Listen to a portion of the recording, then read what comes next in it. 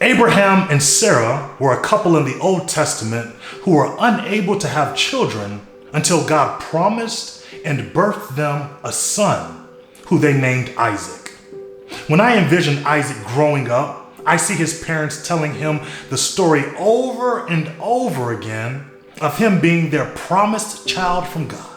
You are our special promise from the Lord. Can you imagine how this story shaped Isaac's sense of identity? I mean, how would you think about yourself in the Lord if your parents told you that you are a fulfilled promise from God? Now, growing up, you may not have heard that you are a promise from God or a promise from anywhere else. Maybe the story you heard growing up was how your existence messed up life for all the people around you. If so, I'm sorry.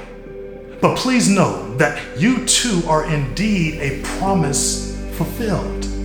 Yes, your very existence, like Isaac's, proves you are meant to be here because the Lord wants you here. Now, if you can believe that God intentionally created you in a way that reflects God, you can't think of yourself as a mess up, as a failure, or as a slave. Of course, we mess up, we fail, we subject ourselves to unjust masters, and some have been forced into subjection, but these experiences do not determine who we are. No, God has already determined our identity when creating us. And so, my friends, I encourage you to speak to yourself as I imagine Abraham and Sarah speaking to Isaac.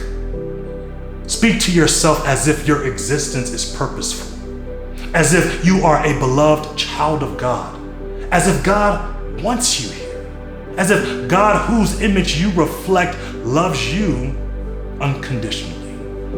What I'm saying is, speak to yourself as if you are a child of the Most High God, and watch how it shapes your sense of identity for the better.